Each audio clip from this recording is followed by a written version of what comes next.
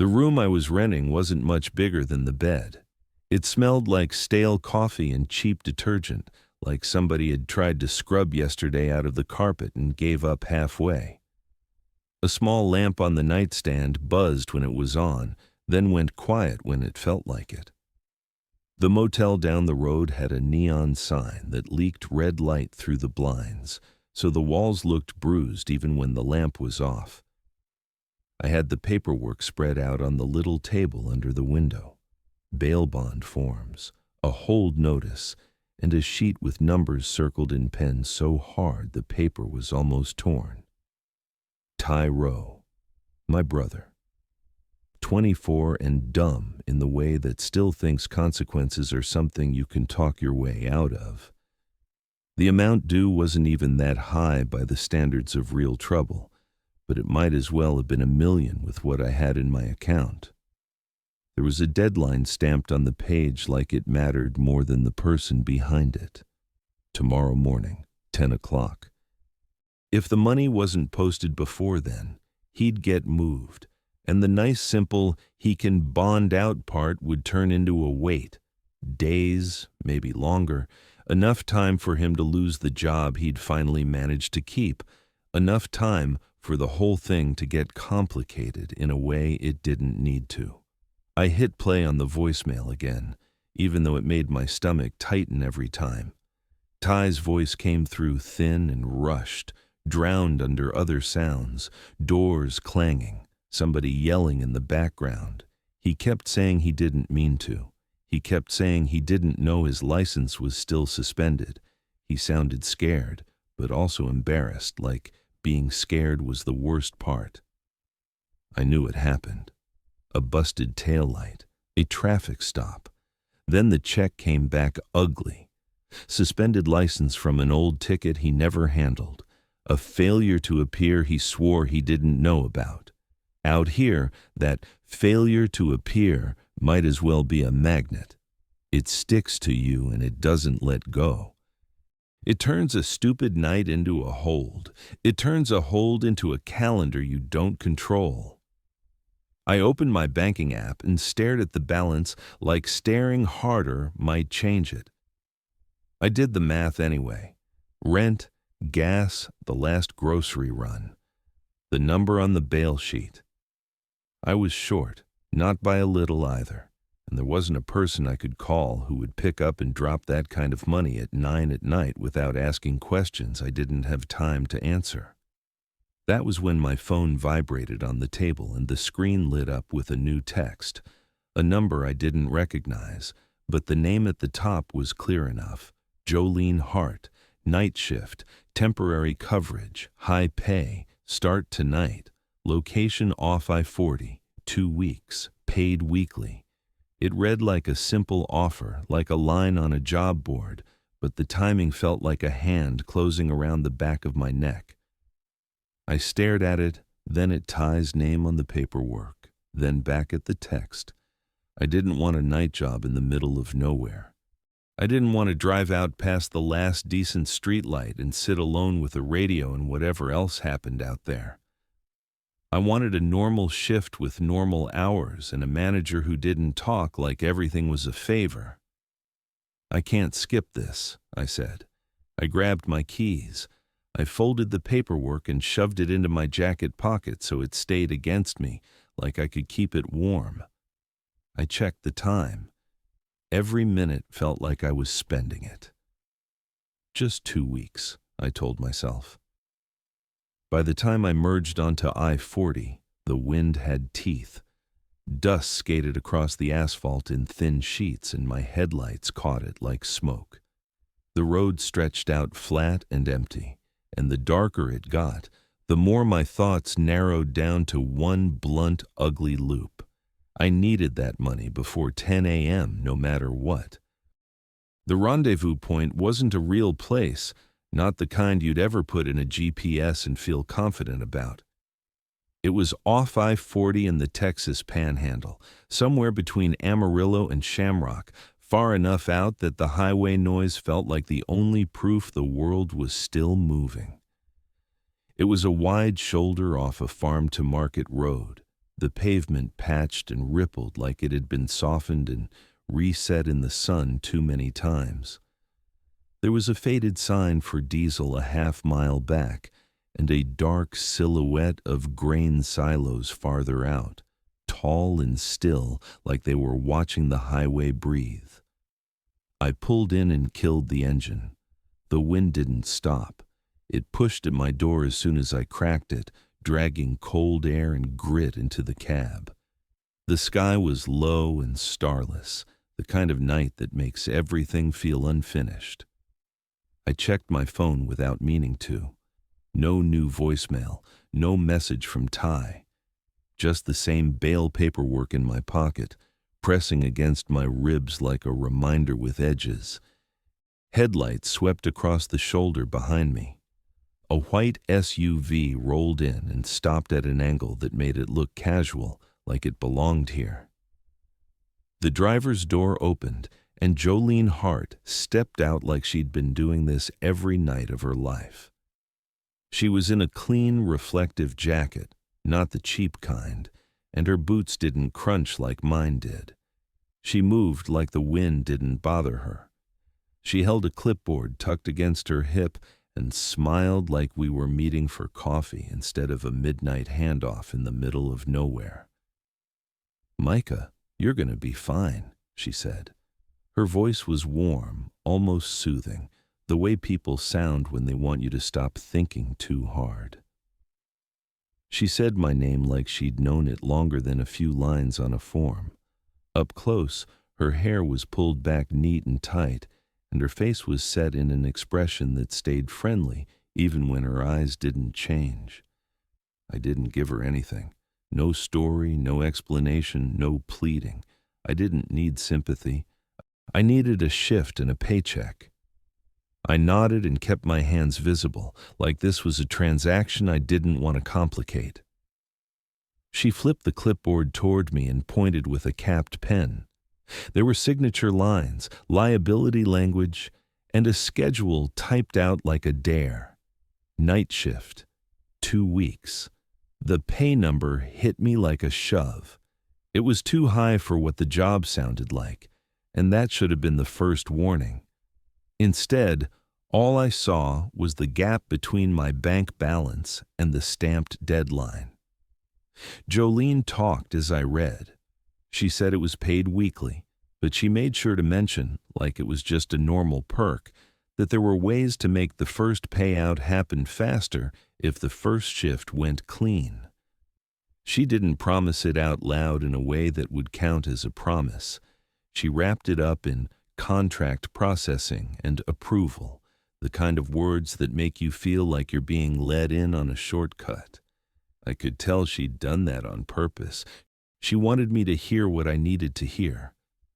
I signed. My name looked wrong under those fluorescent numbers, like it didn't belong on the same page as this job. Jolene tore off a copy and handed it to me, then passed over a lanyard with a temporary badge, 2 keys on a ring, and a small envelope sealed with clear tape.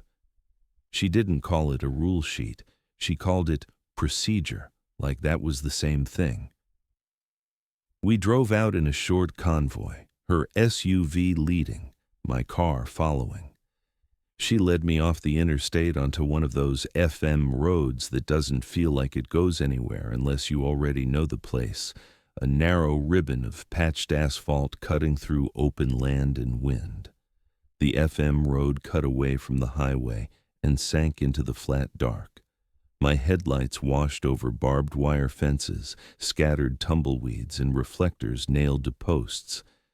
Every now and then, a distant porch light blinked behind a row of trees, and then it was gone, swallowed by the land. When the way station finally showed itself, it didn't rise out of the night so much as it appeared in pieces. A bent reflective sign at the turnoff read, Morrow County Way Station. The letters faded and pocked like it had been shot with gravel for years. First, the sodium lights, that harsh yellow-orange glow that makes everything look older than it is. Then, the cracked pad of concrete, pale and wide, set into the ground like a platform. Then the gate arm, long and scabbed with peeling paint, the kind that creaks even when the wind barely touches it. The control booth sat off to the side like an afterthought. It was a small raised box on a metal frame, with steps that rang under Jolene's boots. The windows were streaked and hazy, and one corner of the frame showed a rust bloom like dried blood. There were cameras mounted on poles around the yard, their housings dull and sun-faded. Old black and white units, not the slick modern kind. Their lenses looked like cloudy eyes. Inside the booth, it smelled like dust, warm plastic, and the faint sour bite of old cigarettes that had seeped into the walls years ago. A desk sat against the window, its surface scuffed with pen marks and ring stains. A monitor bank showed grainy camera feeds, each one labeled with a strip of tape. Scale pad, gate, south lot, booth door. The images were washed out and flat, the kind of view that makes people look like shadows even when they're standing under a light. The scale display was a bright rectangle on the console, numbers big enough to read from across the room. It glowed steady, a comforting thing at first. I stared at it and imagined it like any other piece of equipment, a tool, a job, a way to earn money. Jolene moved through the booth like she owned it. She pointed out switches for the yard lights, the gate control, the radio base, and a thick logbook sitting open beside a pen chained to the desk. The pen chain made a tiny metallic rattle when she touched it, and the sound carried too far in the small space. She kept her tone light, her words simple. Basic operation. Write everything down. Don't improvise. She said it all like she was giving me tips for a first day at a warehouse, not setting me up to be alone out here all night. It's easy money if you follow the steps, she told me. I nodded again, because arguing didn't buy my brother time. Jolene handed me the booth key and the gate key and made a show of watching me put them on the ring. She liked watching people accept responsibility. She liked making it physical. Her SUV headlights splashed across the booth window for a second as she stepped back outside. I followed her down the stairs. The wind slapped my face with grit. The yard felt wider from the ground, the lights hanging above me like weak moons. Everything beyond the pad was black. A second set of headlights cut in from the FM road, slow and deliberate. A sheriff's unit rolled up and stopped with one tire on the shoulder, like the driver didn't want to commit to the concrete. The door opened and a man got out, heavy in his movements, built like he'd been doing this job since before I grew facial hair. Deputy Mac Rourke. His uniform looked lived in, not crisp. He didn't smile at all. He looked at Jolene first, then at me, then at the booth, like he was taking inventory. "Don't get creative out here," he said. It wasn't advice. It was a warning dressed up as a suggestion. His eyes were tired and sharp at the same time. "Yes, sir," I said. Mac kept watching me, then shifted his gaze to the yard like he expected something to step into the light. Jolene stayed cheerful, kept the conversation moving with a few friendly words I didn't hold on to. She was already halfway gone in her mind. The handoff was done. She climbed back into her SUV. The engine turned over smooth. The taillights flared red, then the vehicle rolled away, tires crunching gravel at the edge of the pavement. The sound faded fast, swallowed by the wind. I stood there alone in the sodium glow and checked my phone again. The time hit me like a punch. Every minute felt like it was buying Ty another night inside. The envelope sat where Jolene had left it, sealed with a strip of clear tape like it was evidence and not instructions. Plain white, no logo, no county stamp. Just night procedure typed in block letters, and my name written underneath in neat ink that didn't match anything else in this place. I didn't open it right away. I told myself I was just letting my eyes adjust, just listening to the booth, just getting my head straight. The truth was simpler. The second I broke that seal, the night stopped being normal work. It became something I couldn't pretend was just bad lighting and old equipment. I sat at the desk and ran my thumb along the edge of the tape. The plastic crinkled. The wind pushed at the windows in low pulses, and the whole booth answered back with tiny clicks from the monitor stand and the radio base. I kept thinking about Deputy Mac's voice, the way he'd said it like it was already happened to somebody else. Then I peeled the tape and opened it. Inside was one laminated sheet and a smaller folded note. The small note was boring in the best way. Hours, payroll contact, the kind of thing you'd see on any job where they don't want you calling the boss at midnight. The laminated sheet was the opposite.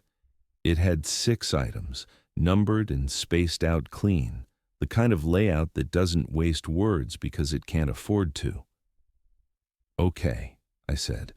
I tried to read it like a checklist, like a forklift pre-shift inspection, like lockout-tagout steps, like something written to keep the insurance people happy. That was the only way my brain could hold it without slipping into the other way of reading, the way that turns every sentence into a warning you feel in your teeth. The first one hit me right away. It didn't say, keep the scale calibrated. It didn't say, avoid drift. It said, in plain language, don't let the display sit at 0.0 for more than 10 seconds. If it does, place an anchor and log it. Anchor, capital A. Like it wasn't any object, it was a specific kind of object. Something with a job of its own. I looked over at the scale display on the console. Bright, steady, innocent. I looked out through the hazy glass at the pad. Empty concrete under sodium lights, cracked and stained, with nothing on it but dust. 10 seconds isn't long. 10 seconds is the time it takes to decide you're being ridiculous. 10 seconds is the time it takes to be wrong. The second rule followed like it had been waiting for me to argue with the first. If the scale ever shows a positive number while the pad is empty, I'm not supposed to look out the window. I'm supposed to read the number 1 time, write it down, then tap the console twice. No explanation. No, in case of sensor error. Just a set of actions like the actions mattered more than the reason. I could feel my instincts trying to do the opposite. Positive number with an empty yard means you check the yard. That's what a normal person does. That's what every part of me wanted to do. The fact that this sheet told me not to, that it predicted the urge and tried to block it, made the back of my neck go tight. The third rule was colder. If the scale shows a negative number, leave the control room and stand in the lit zone until it returns positive. The lit zone.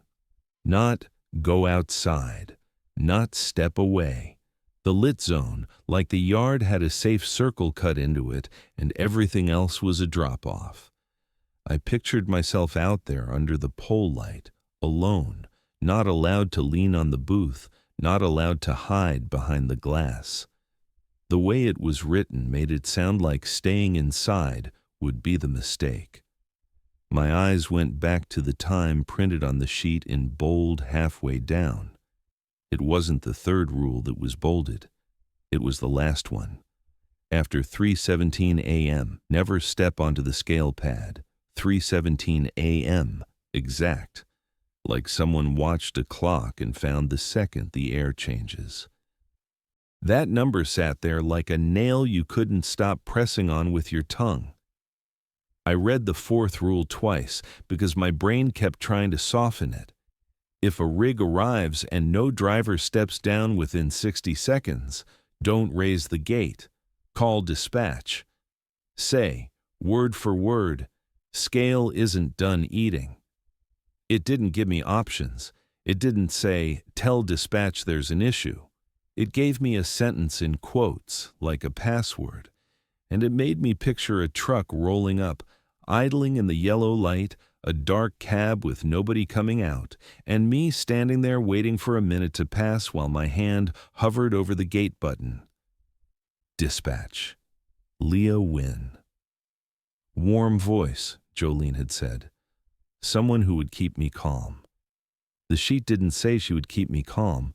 It just told me what to say to her, like dispatch wasn't there to solve a problem. Dispatch was there to confirm I'd recognized one. Rule 5 was about the radio. If it catches a plate number I don't recognize, I'm not supposed to confirm it. I'm only supposed to say recorded and then shut the radio off for exactly 30 seconds. Exactly. Not about, not around. Exactly. That word bothered me more than the rest. Exactly is what you say when the margin for error is 0. I looked at the radio base on the desk. It was old and scuffed, with a mic that had been squeezed 1,000 times by 1,000 hands. The cord was stretched and kinked. If a plate number came through that I didn't recognize, my first instinct would be to answer like a normal human being. Say again, what truck? Who is this? The sheet didn't want normal. It wanted a single word, and then silence. I checked the clock again. I had hours until 3:17 a.m., but the way that number sat on the page made it feel closer, like it was waiting at the end of the line, and everything between now and then was just distance I had to cross without falling. That's when Ty came back into my head, sharp and real. The hold notice. The bail amount circled so hard the paper almost tore. The stamped deadline, 10 in the morning. The thought of him spending another night behind a door that clanged shut made my stomach knot. I couldn't afford to be curious. I couldn't afford to be brave. I couldn't afford to be the guy who tests a rule just to prove it's dumb. I needed the night to go clean. I needed the money. I needed Ty walking out in the morning looking tired and embarrassed and alive. Just follow the list, I told myself. I set the laminated sheet flat on the desk where I could see it without leaning toward the window. I opened the logbook to the next blank line and picked up the pen chained to the table. The chain gave a small metallic rattle, and in the booth, it sounded too loud. No hero stuff, I said. I wrote my name in the operator line. Date, start time. Neat, like I was doing anything normal. Then I signed at the bottom, and the ink felt heavier than it should have, like I was agreeing to terms instead of starting a shift. Survive the night. Get Ty home. I started the shift the same way I started every job I couldn't afford to mess up. I made the space feel controlled, even if the night outside it wasn't. I flipped on the yard lights, then checked the switches twice like I didn't trust my own fingers. The sodium lamps came up slow, that heavy yellow glow spreading across the scale pad and the cracked concrete like somebody poured it out of a bucket. The gate arm sat there in the light, chipped and tired, pointing into the dark like it had been warning people for years. Inside the booth, the monitor bank hummed. 4 black and white feeds, all grainy and washed out, the kind of footage that makes shadows look solid and solid things look thin. Scale pad, gate, south lot, booth door. The labels were strips of tape stuck crooked under each screen. The pad looked empty. The gate looked still. The lot looked like a dead parking lot in a place nobody admits exists. The booth door camera caught a faint ghost of my own reflection when I leaned too close. I opened the logbook and wrote my start entry at 9:06 p.m. Name, date, weather. Windy, dry. I didn't make it fancy. I kept it neat. The page already had a rhythm to it, like whoever worked before me wrote things down because they needed proof later. I understood that. I could do that. If something was real, it went on paper. If it went on paper, it stayed in the world I knew how to live in. My phone stayed face down on the desk, but my eyes kept drifting toward the clock anyway. I didn't need to see Ty's name again to feel it in my pocket. The bail paperwork pressed against my ribs like a bruise. 10 in the morning. That deadline didn't care what kind of night I had. It just waited. The first headlights showed up on the pad camera not long after I finished writing. 2 white beams climbing the approach road, bouncing slightly on uneven pavement. A semi eased into the yard, slow and careful, and rolled onto the pad like the driver had done it 100 times. He stopped clean in the center, then sat there with the engine rumbling steady. That sound, the simple diesel idle, almost made me relax. I stepped out of the booth and down the metal stairs. The wind slapped grit into my face. The air smelled like dust and fuel. The driver's door opened and a man climbed down, stretching his back, cap pulled low, vest scuffed and faded. He handed me paperwork with the bored patience of someone who has lived his life in stops and starts. "Evening," I said. "You the new guy?" he asked. "Yeah," I said. He nodded like that explained everything. I took the paperwork inside, glanced at the information, then read the weight off the display. Numbers clean, stable. I wrote it down, printed the slip, and handed it back out. He thanked me, climbed into the cab, and rolled forward when I raised the gate. The arm creaked like an old joint, then dropped back down once he passed. Normal, routine, work. For a while it stayed like that. Trucks came in at a steady pace, not packed, not empty. Just enough to keep me moving. Paperwork in, weight read, log entry, slip out. The motions started to smooth out, the way they do when your hands learn the job faster than your brain wants to admit you're doing it. Between rigs, I kept the booth tidy. I didn't leave trash. I didn't let the pen wander. I kept the laminated sheet flat on the desk where I could see it without having to lean toward the window. I didn't talk much. I didn't need to. Most drivers didn't want conversation. They wanted the numbers and the gate. Their eyes were tired, their faces set in that road-worn look that says they've been awake too long and still have too far to go. I kept it simple, kept it clean, kept it moving. Every so often, I'd catch myself checking the time, not writing it down every time, just checking it, like the clock was a rope I was holding on to. The night was something I had to cross. The other side of it was a bail counter and Ty walking out. That was the whole picture. A little after midnight, the wind shifted. The booth creaked in places it hadn't creaked before, like the building was settling wrong on its frame. The sodium lights outside held steady, but the yard felt different, the way it feels when you realize you've been alone for a while, and the quiet has had time to build up. I wrote a short note in the log about the wind and the light, not because anyone would care, but because I did. A truck with a refrigerated trailer rolled in next, the unit whining softly, the driver looking like he'd been living off gas station coffee and bad decisions. He barely spoke. He handed me the paperwork, stared straight ahead while I printed his slip, then rolled out without a word. I didn't take it personally. I was grateful in a way. Conversation makes space. I didn't want space. Space is where your mind starts wandering. When the yard went quiet again, I paced the booth once, then sat back down. I watched the monitor feeds like they were a fireplace. The grainy images weren't soothing. but they were steady. The pad was empty. The gate was closed. The south lot was still dead. That was good. Dead is predictable. Then an older truck came in, loud and confident, long hood and dull paint, trailer patched with whatever had been handy. It rolled onto the pad and stopped dead center like it owned the concrete. The engine cut off, and the sudden silence felt like someone had shut a door. The driver climbed down slow, joints stiff, beard mostly gray, and he was smiling before he even hit the ground.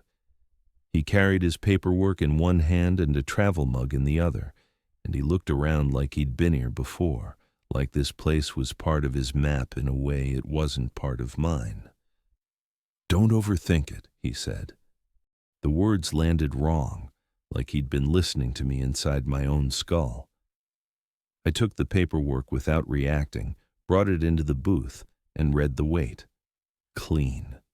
Stable. I logged it and printed the slip like normal. When I handed it back, he leaned in just a little, not close enough to be rude, just close enough to make sure I heard him. "You write everything down," he told me. "Copy that," I said. "Good," he said. He took the slip, then flicked his eyes past me toward the booth window. Not out into the yard exactly, more like he was checking the shape of the light, the edges where it fell off into dark. His smile stayed easy, but his eyes didn't match it. The smile was what he showed the world. The eyes were what he kept for the road. He drove off and the yard felt emptier than it had before he arrived. That didn't make sense, but it was true. His presence had filled the space in a way I hadn't noticed until it was gone, like the booth hadn't been the only thing awake out here. I wrote his plate and the weight and a quick note in the margin that he seemed familiar with the place. I didn't know why I wrote that. Maybe because it made me feel less alone, knowing someone else had stood here and lived through it. Maybe because it made me feel worse, knowing someone else had stood here and learned things I didn't want to learn. The hours after that came in chunks. A cattle hauler with the smell of hay trapped in the trailer. A flatbed with chains that rattled like loose teeth when it rolled onto the pad. A couple of rigs that came through so smooth I barely remembered their faces. I kept the log neat. I kept the handwriting consistent. I made sure every entry looked like it belonged on that page, like the page was a record of work and not a record of fear. Between trucks, I drank water. I took short walks in the booth, just enough to keep my legs from going numb. I didn't step outside unless I had to. I didn't lean into the window. I didn't give myself a reason to break anything on that laminated sheet. The closer the night got to the thin part before morning, the quieter the road seemed. Not silent, just quiet in a way that made small sounds feel bigger. The hum of the monitor, the faint buzz of the desk lamp, the little ticking sound the console clock made when everything else went still. Even the wind sounded different, like it wasn't rushing anymore, like it was waiting. Deputy Mac passed through again somewhere in the early hours.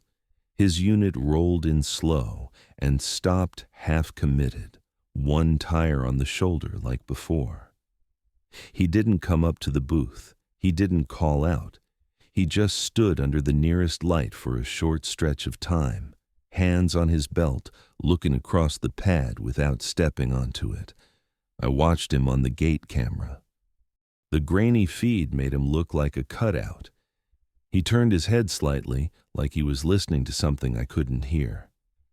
Then he got back in his car and left, taillights sliding away down the road until the dark swallowed them. That little visit should have made me feel better. It should have felt like supervision, like I wasn't abandoned. Instead, it felt like confirmation, like he came by because he knew this was the part of the night where things might start getting weird. I forced my attention back to the booth, back to my job, Back to the one thing I could control, which was what I did with my own hands. I checked the clock again and saw it was getting close to 3 a.m. The number 0317 on the laminated sheet kept flashing in my mind, not because I was looking at it, but because I couldn't stop thinking about it. That time felt like a line drawn across the night. I wasn't at that line yet, but my body was already acting like it could see it. The yard was empty. No headlights on the pad camera, no rumble coming in. Even the highway noise sounded muted, like the wind was holding it back. I wrote a simple note in the log about the lull. Just a sentence. No drama, no opinions. Then I watched the scale display the way you watch a pot of water when you're waiting for it to boil, because you know the second you look away is the second it changes. The number on the display stepped down the way it naturally should when nothing is on the pad. Small shifts, settling, a machine trying to find its baseline. I told myself that was all it was, sensors zeroing, nothing else. I stayed in the booth, eyes on the console and the monitors, not the window. The display dropped again, then again, until it was almost nothing. I felt my pulse start to climb, like my body had recognized the pattern before my brain admitted it. I leaned forward without meaning to, hands braced on the edge of the desk. The pad camera showed empty concrete. The gate camera showed the arm down. The south lot was still dead. Everything looked normal, and that somehow made it worse, because it meant if something was happening, it wasn't going to show itself the way a normal problem shows itself. The display hit 0.1. I swallowed. 10 seconds, the sheet had said. Don't let it sit at 0.0 for more than 10 seconds. The way it was written didn't sound like advice. It sounded like a trap that already knew you'd want to wait and see, that already knew you'd tell yourself one more second won't hurt. The number flickered once, then became 0.0. I checked the clock on the console and saw 2:59 a.m. The seconds weren't visible, but I could count them anyway. 1, 2, 3. The booth felt too small. The air felt thinner. I could hear my own breathing over the hum of the monitor bank. Outside, the sodium lights held steady. Inside, the screen stayed grainy and empty. No headlights, no movement, no shape stepping into the glow. 0.0 sat there like a trap, and I had only seconds to decide what to do. I shoved back from the desk and stood up so fast the chair legs scraped. You don't jump every time a number changes. You don't treat a scale like a live wire. But the laminated sheet wasn't written for a normal machine. It was written like somebody had already tried waiting and learned what waiting costs. I didn't have room for that lesson. I didn't have room for anything that slowed me down. 10 in the morning wasn't far away. Ty sitting in a holding cell wasn't a thought I could put on a shelf. It stayed in the front of my mind like a weight of its own, pressing down on every decision.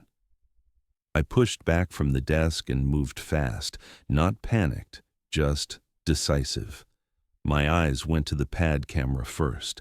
Empty concrete, pale under sodium light, no headlights, no shadow moving, no shape. I kept my gaze where it belonged, on the console and the monitors, not on the window, and I told myself I was just following procedure. Rule 1. Anchor.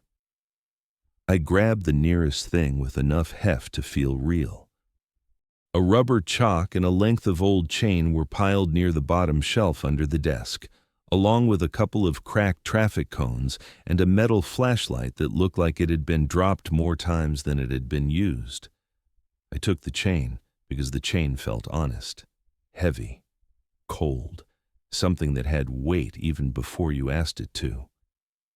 I stepped out of the booth and down the stairs. The wind hit me like a shove, and grit stung my eyes. The yard felt too open.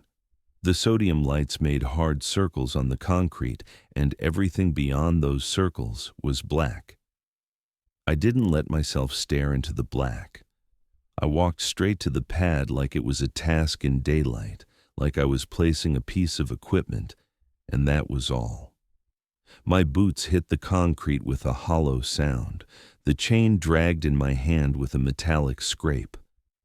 I laid it down near the center of the pad, not because the sheet told me where, but because my instinct wanted it centered, wanted symmetry, wanted to do the thing in the most reasonable way possible.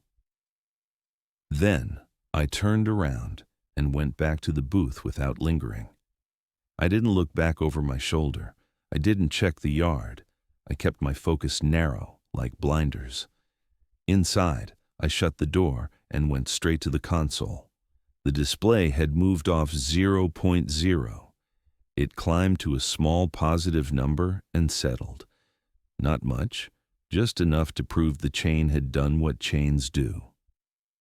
I opened the logbook and wrote the entry in clean block letters. Anchor placed, time noted. I didn't dress it up, I didn't add feelings. I made it look like any other line in the book because that mattered. If it looked normal, it felt normal. For a few seconds, it worked. My breathing steadied. The booth felt like a booth again. A job site. A place with rules that existed for reasons I didn't need to understand.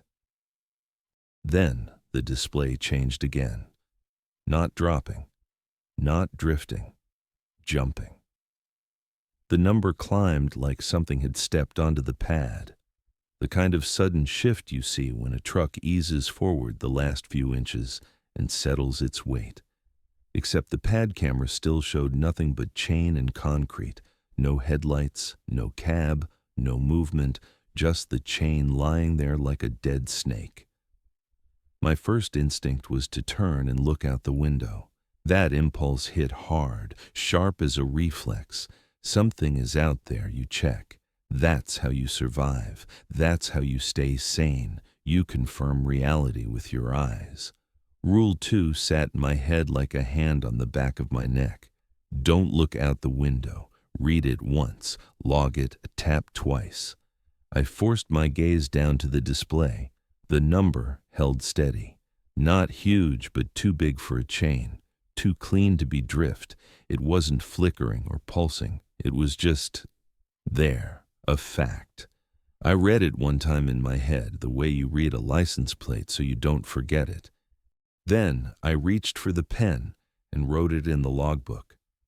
My handwriting stayed neat, but the pen felt slippery between my fingers. I tapped the console twice with 2 fingers. Tap, tap. The sound was small in the booth, but it felt like a signal. Nothing happened right away. The number stayed where it was. I waited for it to drop back down like a normal sensor error would. It didn't. I waited for the pad camera to show something. It didn't. The booth felt colder, and I didn't know if that was the air or my skin. I kept my eyes off the window anyway. I stared at the monitors, at the grainy footage, at the empty yard. I kept telling myself that if I didn't see it, it couldn't pull me into some stupid decision. Because Ty was waiting. That was the only thing that mattered. Ty didn't care about my pride or my curiosity or whether I solved some mystery. Ty needed me to show up at a counter in the morning with money. He needed me alive and employed. He needed me not to do anything dumb. The radio clicked. Not a dry pop like before. A real click, like a channel opening. The speaker hissed with static, then a voice came through low and distorted, like it was being pushed through an old phone line. It started reading a plate number. The voice didn't sound like dispatch. It didn't sound like a trucker. It didn't sound like any voice that belonged in a workplace. It sounded like someone reciting something they didn't want to recite, each letter separated by a beat of static. The kind of cadence you'd use if you were trying not to get the sequence wrong. My stomach dropped. My hand hovered over the mic. Rule 5. Don't confirm, only say the word. Then shut it off for exactly 30 seconds. Recorded, I said. The word came out steady, which surprised me. Maybe because it was just one word. Maybe because the sheet had already given me the shape of what to do, and all I had to do was fit myself into it. I turned the radio off. The booth went quiet in a way that felt wrong, like shutting it off didn't end the connection, it just made it one-sided. I counted in my head. Not fast, not slow, just steady. 1 Mississippi, 2 Mississippi. My eyes stayed on the clock in the monitor bank, and I refused to look at the window. The air felt thick, like I was counting underwater. The pad camera still showed empty concrete in my chain. At around 20, the scale display twitched. Not the number changing, just the brightness, like the backlight had blinked. At around 25, the booth door feed fuzzed out for half a second, then came back.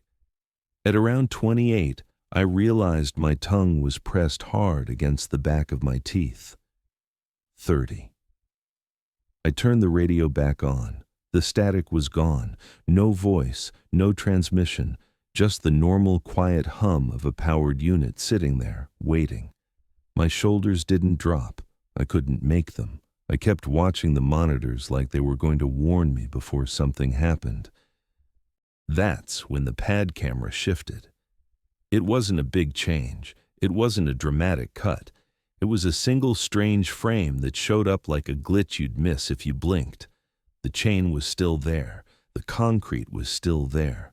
The sodium light still fell in the same circle.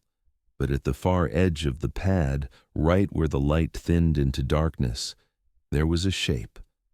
Not a full person, not a clear silhouette, more like the suggestion of legs, of vertical darkness that didn't match the shadows around it. The kind of shape your brain tries to name because it hates not naming things. The kind of shape that makes you want to look up from the monitor and confirm with your own eyes. I stared at the screen until my eyes watered. The next frame went back to normal. Just chain and concrete. No shape, no legs, nothing. I swallowed hard, then felt my mouth go dry again. The scale display still held that too high number. The yard outside the booth was still empty, at least in every way the cameras would admit. The booth felt like it had shrunk around me. I heard a faint sound, not from outside, but from inside the booth. A small metallic tick, like the pen chain shifting, like something had brushed it. I forced myself to look at the desk, at the pen, at the logbook. Everything was where I left it. My hands were on the edge of the desk. Nothing was moving. I let out a breath that didn't feel like it came from my chest. It felt like it came from somewhere higher up, somewhere tighter. This was the part where a normal person would laugh and blame nerves. This was the part where you tell yourself you're alone in a creepy place. Of course, your eyes are making patterns. This was the part where you'd crack a joke into the radio and tell a buddy about it later. That's when headlights swept across the yard, not on the pad camera, but as a wash of light through the booth window. A vehicle pulled in slow and stopped short of the pad. A sheriff's unit. Deputy Mack didn't step out right away. His headlights cut clean lines across the concrete, then sat there. I could see his silhouette through the glare. He waited, like he was giving the yard a moment to settle. When he finally got out, he didn't come up the stairs. He stood under the nearest light and looked at the pad without stepping onto it. His posture didn't say casual. It said careful. I opened the booth door just enough to speak without leaning out. The wind tried to shove it wider. I kept my grip tight. "That's not funny," I said. My voice sounded smaller than I wanted it to. Mac tilted his head. Not like he didn't understand, but like he was measuring how much I'd seen. "You hearing that too?" I asked. He didn't answer the question the way I wanted him to. He didn't ask what I meant. He didn't ask what I heard or what I saw. He just gave me the one instruction that mattered. "Don't look out there," he said. "I'm not," I said. It was true. I hadn't looked. Not once since the number jumped. Not once since the radio voice started reading that plate. I'd kept my eyes on the monitors in the display, like the rules told me to. Mac held my gaze for a moment, then nodded once, tight and unhappy. He didn't come closer. He didn't step into the booth. He didn't even glance up at the cameras like he trusted them. He looked past the pad toward the darkness beyond the light, like he could see the edge of something that wasn't on any screen. Then he got back in his unit and drove off without another word. I shut the booth door and locked it out of pure instinct, even though a flimsy lock on a booth door was a joke if something wanted in. My hands shook a little as I sat back down at the desk. I kept them on the tabletop until the shaking stopped. I stared at the logbook and the neat lines I'd written. Anchor placed, positive weight on empty pad, radio transmission, recorded. Everything written down like a story trying to pass as routine. Ty's name pressed into my ribs when I shifted in my chair. 10 in the morning. If I walked out right now, if I bailed on this shift because it felt wrong, I wouldn't have the money. Ty wouldn't get out. He'd spend another night inside because I got spooked by a number in a bad camera frame. I looked back at the pad camera. The chain still lay on the concrete. The yard was empty. The edge of the light was thin and sharp, like a line drawn with a blade. And the worst part was this. A few minutes ago, I would have rolled my eyes at any of it. I would have called it superstition. I would have called it nerves. I would have called it old equipment. Now I was starting to believe the rules weren't there to make the job easier. They were there to keep me alive long enough to finish it. And if the shift fell apart, Ty didn't get out. After Deputy Mac left, the booth didn't go back to normal. The yard looked the same on the cameras. The sodium light still made the concrete look old, and the wind still pushed dust across the pad. But my sense of the place had changed. It wasn't just empty anymore. It felt watched, like the darkness beyond the light had learned my name and was waiting for me to make a mistake. I stayed in the booth with the door locked and my eyes on the monitors. The scale display still held a number that didn't make sense with a chain sitting on the pad. I didn't argue with it. I didn't try to fix it. I wrote down what I could prove and let the rest sit there like a threat I wasn't ready to touch. A couple of trucks came through in the next stretch, and for a while I clung to that normalcy like it was a rope. Paperwork, wait, slip, gate up, gate down. No weird radio voice, no strange frame on the monitor. Just the steady rhythm of work and the occasional rush of wind that made the booth creak. But the normal parts didn't erase what had already happened. They just made it feel like the weird part was choosing when to show itself, like it could switch off and on whenever it wanted. Sometime after that, headlights swept the yard again, brighter and closer than a truck's approach. A vehicle pulled in fast, tires crunching, then stopped in a way that made the suspension bounce. The pad camera caught the angle of a small van or SUV, not a rig. The booth door feed showed a figure stepping out with a quick, impatient stride. The knock hit my door like he owned it. I didn't open right away. I checked the cameras first because that was how my brain worked now. Then I cracked the door just enough to see him without giving the night a wide opening. He was younger than me by a couple of years maybe, and he had that clean confidence of somebody who's never had the world slap him hard. Hoodie under a reflective vest, tool bag slung over one shoulder, a laptop case in his hand like it was part of his body. He smiled like he was late to a job he didn't respect. He introduced himself without waiting for permission to talk, like this was his space and I was just keeping it warm. Soren Vale, camera tech, contracted to check the feeds because someone had flagged a signal issue. He said it like he was quoting a ticket he'd read on his phone. I didn't tell him about the plate voice or the shape on the pad camera. I didn't want to give it air. I didn't want to say it out loud. The minute you say something out loud, it gets bigger. It becomes real in a way your brain can't walk back. I just told him the cameras had fuzzed for a second, and that was it.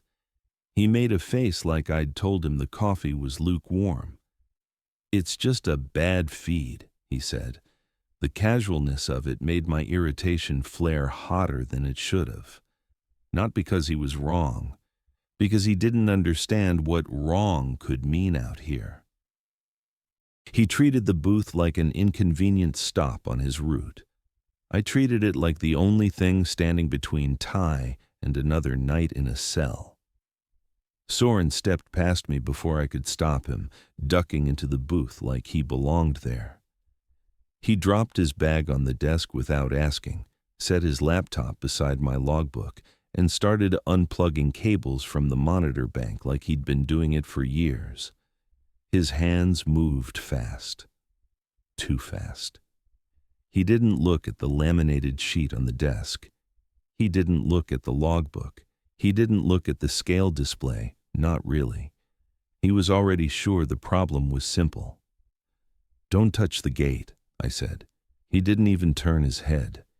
He just waved one hand in a lazy way like he was brushing away a fly. "Relax. I do this for a living," he said. That was the part that got under my skin. Like my job was sitting here being scared, and his job was fixing things. Like I was the problem. Like I was the reason the equipment felt haunted. He plugged into the monitor system and started typing, eyes on his screen, not on the yard. The camera feeds flickered as he switched inputs. For a second, the pad camera went black, then came back. The booth door feed smeared into static, then sharpened again. He muttered about old wiring and cheap splitters and how county contracts always go for the lowest bidder. I watched him work, jaw tight. I kept checking the scale display. The number still didn't make sense. I kept checking the pad camera. The chain was still there, sitting where I'd dropped it, dead center on empty concrete. I could feel the countdown in my chest. Not the clock on the wall. The other one. The one that led to 3:17 a.m. The one that made my skin prickle every time I thought about stepping onto that pad again. The one that led to 10 a.m. tomorrow when Ty's name would either get stamped released or still held. Then the dispatch phone rang. It wasn't my cell. It was the wired line on the desk, the one Jolene had pointed to like it was a lifeline. The ring sounded too loud in the booth, sharp and out of place. Soren didn't react. He kept typing. I picked up the receiver with my free hand and kept my eyes on the pad camera. Leah Wynn's voice slid into my ear like warm air from a heater. "Micah, you're doing great," she said. I didn't know how she said my name like that, like she'd known me longer than an hour, like she could see me, like she was standing behind the glass.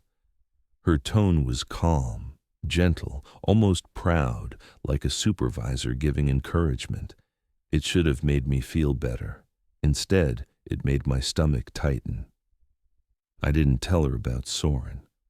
I didn't tell her about Mac coming through. I didn't tell her about the radio voice. I didn't want her to have more information than she already did. And she already sounded like she had too much. Leah asked if everything was running smooth. She didn't sound like she was asking because she cared about equipment. She sounded like she was checking a pulse. I kept my answers minimal in my head and let most of it stay unspoken. I listened to her tell me to stay steady, to keep following procedure, to keep writing things down. She said it like it was comfort. And it worked. That was the scary part. Her voice made the tightness in my chest loosen by a notch. It made the booth feel less like a trap and more like a job again. It made me want to believe that if I did everything right, nothing could touch me. I hung up and realized my hand had stopped shaking at some point. I hated that. I hated needing a stranger's voice to calm me down. Soren finally looked up from his laptop and grinned like he'd solved something. He said he'd found packet loss on the feed. He said the pad camera was dropping frames. He said that was why it looked like a shape had been there. Compression artifacts, ghosting, old cable. He said the words like they were the end of the story. He leaned back in the chair and spun it slightly, like the booth was his office now. He pointed at the monitor bank. "See? Clean," he said. The pad feed did look cleaner. The static had smoothed. The lines were sharper. The chain on the pad looked more like a chain and less like a smear. For a moment, I wanted to believe him. I wanted to take that explanation and staple it to everything I'd felt. I wanted to tell myself I'd been tired, stressed, spooked, that Ty had put me on edge, that this was all just a bad night in a creepy place. Then the scale display dropped. Not slowly, not drifting.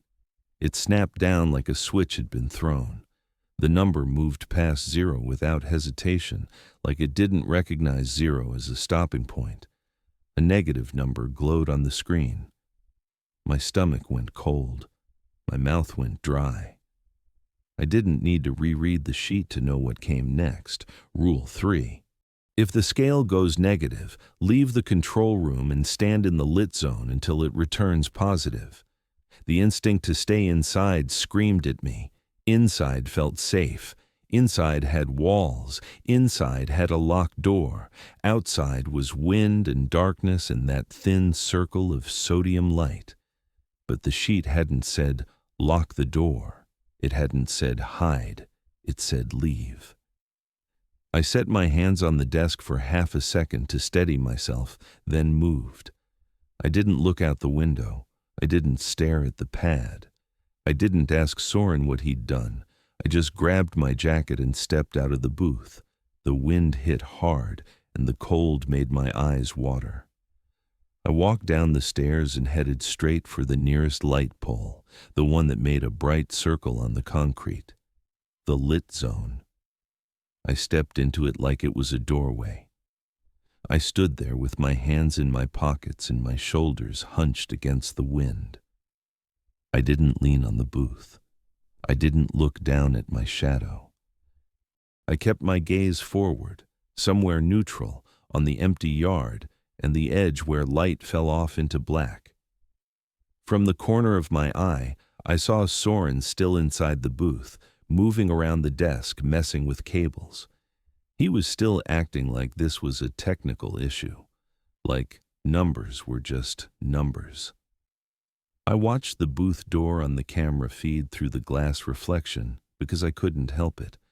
The window became a mirror and a screen at the same time, and I hated how my mind tried to make sense of it. The scale display inside the booth still glowed negative. I stood in the light and waited, counting slow in my head without meaning to. I felt ridiculous. I felt exposed. I felt like a target standing under a lamp. I kept thinking about Ty and the deadline and how stupid it would be to die out here because I couldn't follow a list. Then I heard the gate arm. That creaking, irritated sound, louder than it had any right to be in the wind. The mechanical whine of the motor kicking in. I turned my head before I could stop myself and saw the arm lifting. Soren was inside the booth, hand on the control like he was proving a point. Like he was testing a button to make sure it worked, like the rules were just a superstition some old-timer wrote down to scare new hires. The gate rose fully, hanging there like an invitation. "Close it," I said. My voice cut through the wind and surprised me with how sharp it sounded. Soren didn't move fast. He didn't jump. He just glanced up like he was annoyed at being interrupted. Then headlights appeared on the approach road. Not bright, not clean. Dull, low beams that looked like they were shining through dirty glass. The vehicle moved slow, steady, and the way it rolled into the yard didn't match the way any truck had rolled in all night. No cautious braking, no little adjustments, no hesitation. It moved like it already knew exactly where it was going. The pad camera caught the front end sliding into frame, and for a second, my brain tried to label it as a normal rig. A semi, old model, dark paint. But there was something wrong in the way it reflected light. It didn't. The sodium glow didn't bounce off it the way it should. It drank the light and stayed dark. The empty rig. It rolled through the raised gate like it had been waiting for permission, like the only thing it needed was that arm to lift. I stood under the light pole with the wind pushing grit against my face and watched it climb onto the pad. No driver stepping down, no cab light flicking on, no movement inside, just the heavy shape settling into place. And in that moment, everything snapped into a single hard truth. If anything went wrong now, it wasn't going to be a paperwork problem or a bad camera feed. It was going to be a disaster. The kind that doesn't end with a write-up. The kind that ends with my job gone, my money gone, and Ty still locked up because I didn't make it to 10 a.m. with what he needed. I was still outside in the lit zone, wind cutting across my face, dust sticking to the moisture at the corner of my eyes. I could see the booth window, the monitor glow inside, and Soren moving around like he was trying to outwork fear. He'd stopped being cocky. His shoulders were tight. His hands kept starting and stopping on cables and buttons like he couldn't decide which mistake would be the safest one to make. The pad camera showed the cab in grainy black and white. No interior light, no dash glow, no driver door opening, nothing human about it. Then the camera caught something that made my stomach drop. A shape in the driver's seat, not a face, not details. Just the outline of someone seated, shoulders squared, head angled slightly forward. It shouldn't have been visible. The cab was dark. The camera should have shown empty glass and reflections. The head turned anyway. Slow, deliberate, like whoever was inside had all the time in the world and wanted me to feel every second of it. The silhouette shifted until it faced the lens directly. And the feeling that hit me wasn't movie fear. It was the certainty of being noticed, like a light had swung and stopped on me. Soren saw it too. I could tell by the way he froze, then jerked his gaze away like looking longer would make it worse. He snatched up the wired phone receiver, then hesitated with it pressed to his ear. The ring had started again, sharp in the booth, and I hated that it sounded normal, like a normal call was trying to pretend it belonged here. I stayed in the lit circle because Rule 3 was the only thing I had left that felt solid. If I broke it and walked back into the booth at the wrong moment, I didn't know what that would cost. I didn't know if it would cost my job or my life or something worse, something that still leaves you walking around. The scale display inside the booth flickered. I couldn't see the exact number from where I stood, but I saw it shift, jump, hold, then twitch again. Like the pad was registering weight that didn't match steel and rubber, like it was measuring something underneath the truck, or inside it, or behind it. The wind pushed harder, and for a second, it felt like it was trying to shove me out of the light. I planted my feet and stayed put. I kept my eyes off the yard itself and used the cameras as my truth, even though the cameras had already lied once tonight. The clock on the console came into view through the booth window reflection when I shifted my stance. I could read it clearly now. 3:17 a.m. My skin went cold. That time was printed in bold on the sheet like it was a cliff edge. After 3:17, never step onto the scale pad. The number on the clock didn't just tell me what time it was. It told me the night had crossed into the part where the rules stopped being precautions and started being the only thing between me and whatever the rig had brought with it. The scale display snapped to a clean positive number. I felt it more than I saw it, like pressure changing. Rule 3's condition was met. The lit zone had done its job. The rules were giving me permission to move again. I ran up the stairs, went back into the booth, and shut the door behind me. The air inside smelled like warm plastic and dust. The monitors hummed. The pad camera still showed the seated outline, head angled toward the lens like it knew I was watching. Soren was standing by the desk with the receiver in his hand, eyes wide, breathing shallow. He looked at me like he wanted me to fix this, like I had the authority, like my badge and keys meant anything. Rule 4 was staring at me from the laminated sheet. Rig arrives. No driver steps down within 60 seconds. Call dispatch, say the phrase. The gate was already up, the rig was already on the pad, and the 60 seconds had already been eaten alive. But the sheet didn't say the rule only worked if you did everything perfectly. It said what to do when you were here. I grabbed the receiver from Soren's hand before he could say anything. I didn't want him improvising. I didn't want him getting scared and talking too much. I hit the dispatch line with my thumb and waited for the click. The line opened with soft static, like distance. "Scale isn't done eating," I said. I expected Leah's voice right away, warm, calm. The tone that had made my chest loosen earlier, the tone that made it feel like this was a job with supervision, not a trap. I expected her to confirm and tell me what step came next. Instead, silence. Not a deadline, not a dropped call. A present silence, like someone was there, listening, and choosing not to answer. The warmth I'd trusted turned sticky, like the line wasn't a line anymore, like it was a thread wrapping around my wrist, like the longer I held the receiver, the more it held me back. Soren made a sound behind me, a short inhale that turned into a choked noise. I turned and saw him staring at the pad camera like it was a live animal.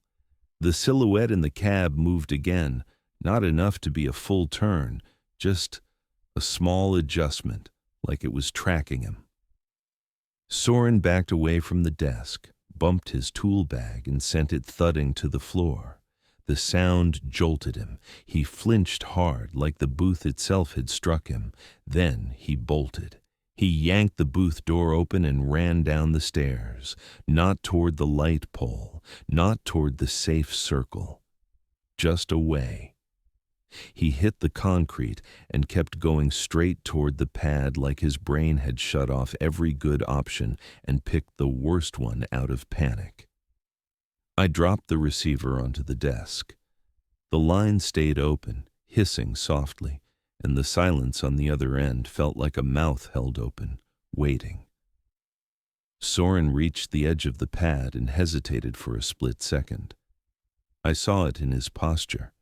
His body remembered the rule even if his mind didn't. Then he stepped backward, one foot onto the concrete, then the other, like he was trying to put distance between himself and the booth, not realizing the pad wasn't ground anymore. The pad camera flickered. The image smeared for a heartbeat like someone dragged a magnet across an old TV. The scale display jumped hard and fast, numbers climbing and flipping in a way no scale should.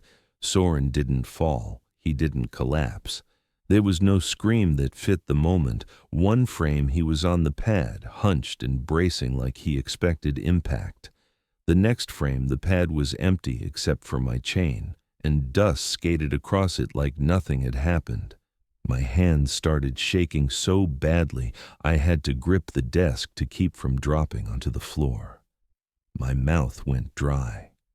My eyes burned from staring at the screen too hard, like if I stared long enough I could force the camera to show him again. The empty rig didn't move. The seated outline remained in the cab, aimed toward the lens, and it felt like it was watching me watch the empty space where Soren had been. Headlights swept into the yard from the approach road, fast and familiar. An older truck rolled in with confidence, then stopped short of the pad like the driver knew exactly where the line was. Vern. He jumped down quicker than he should have been able to, and he didn't bring a mug this time. No smile, no joke. His face was set in something flat and angry, like he'd been driving hard with one thought in his head. He climbed the booth stairs and came in without asking. He looked at the monitors, then at the clock, then at me. He didn't need an explanation. Whatever he'd been pretending earlier was gone. "It wants a name," he said. The words hit me in the chest. My badge, my keys, my name on the operator line in the logbook, night procedure with my name written underneath. All the ways I'd stamped myself onto this shift like it was safe to be known here. I understood in a rush. It didn't need my body first. It needed my name, a handle, a tag, something it could claim and keep. I ripped the lanyard off my neck and threw it onto the desk. I set the keyring beside it. Then I opened the logbook and stared at my neat handwriting, the clean lines that made the night look ordinary on paper. My pen felt too heavy. My hand shook. I forced it steady and wrote one line, blunt and official, like a lie that needed authority to work. No operator on duty.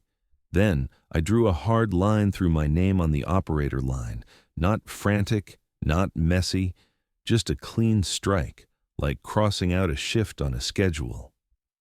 The booth lights flickered once. The scale display snapped to a different number and held. The pad camera fuzzed and cleared. The seated outline didn't vanish, but it felt farther, like something had lost its grip and didn't like it. Vern grabbed my shoulder firm and guided me toward the door without another word. We moved fast, down the stairs, across the concrete. I kept my eyes forward. I didn't look at the pad. I didn't look at the cab. I didn't look for Soren. I kept moving like movement was the only prayer that worked. When I reached my car, my fingers fumbled the keys once before I got them into the ignition. The engine turned over and I backed out hard, tires crunching. The horizon was starting to thin from black to gray. That first hint that morning was coming whether I deserved it or not. My voice came out thin when I said, "Not mine." I didn't know who I was saying it to. Maybe the rig, maybe the silent line still open in the booth, maybe myself. I drove toward the highway with one thought in my head, sharp and simple. Get to the bail counter, get Ty out, don't stop, don't look back. By the time the detention center came into view, the sky had gone from black to that thin gray that makes everything look washed out and tired. The building sat low and flat behind a chain-link fence, lights still on inside like it had never slept. I parked crooked because I didn't trust my hands to do it neatly, and I walked in with the bail paperwork crumpled in my pocket and my heart still stuck in my throat. The lobby smelled like disinfectant and old coffee. A few plastic chairs were bolted to the floor, scuffed from years of people waiting with their arms folded and their faces blank.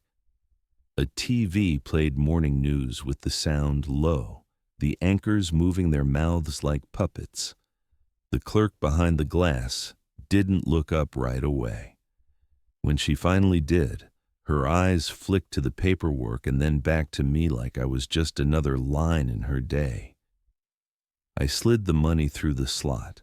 My fingers shook a little when I signed the receipt.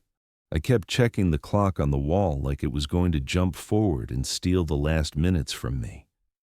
It didn't. The hands kept moving like normal time. I held on to that. Normal time meant Ty could walk out. It still took longer than it should have. They always say, just a few minutes, like minutes are free. I sat down, stood up, sat down again. I watched the door that led deeper inside. I tried not to think about the booth, the pad camera, the empty space where Soren had been. I tried not to think about the way silence on a phone line can feel like a hand. When Ty finally came out, he looked smaller than he had the last time I saw him, like the night had pressed him flat. His hair was a mess. His eyes were red. He walked with that stiff, careful posture of someone who didn't sleep and didn't want to admit it. He gave me a look that was half apology and half relief, like he wanted to say a lot and didn't know where to start. I drove him home without talking much. The sun came up behind us, bright and clean, and it made the night feel unreal in a way that should have been comforting. Ty dozed in the passenger seat with his head against the window, breathing slow. I kept my hands at 10 and 2 like I was taking a driving test. Every time I blinked, I saw the seated outline in that dark cab turning toward the camera. After I dropped him off, I went back to my room and slept hard for a few hours. The sleep wasn't clean. It was heavy, full of half-dreams where I was counting seconds I couldn't see. When I woke up, the sun was already sliding down and my body felt like it had been wrung out. I ate something without tasting it. I showered and scrubbed my hands too long, like dust and guilt were the same thing. By the time night fell again, I was telling myself it was over. The money was paid, Ty was out, the debt was handled. Whatever happened at that way station didn't matter anymore because I wasn't going back. I wasn't on the operator line. I didn't have the keys. I didn't have the badge. I watched the clock anyway. When it hit 3:17 a.m., my phone lit up on the table like it had been waiting for that number. The screen showed an incoming call, and my skin went cold before I even processed the name. Dispatch. No number I recognized. Just that label, like a title that could follow you. I didn't touch it. I stared at the glowing screen until my eyes watered. "Micah," she said. Leah's voice was warm, the same tone that had smoothed the fear earlier, but now it sounded wrong. Not because it was angry, because it sounded close, too close, like she wasn't coming through a line from somewhere else, like she was in the room with me, speaking from the space just behind my shoulder. My throat tightened, my hand hovered over the phone, then pulled back like the glass itself could burn me. "I didn't answer," I said. The call kept ringing, then stopped. The room stayed quiet, but the quiet didn't feel empty. It felt held, the way the booth had felt right before the display hit 0.0. I sat there in the dim light and understood something I didn't want to understand. The scale wasn't at the station anymore.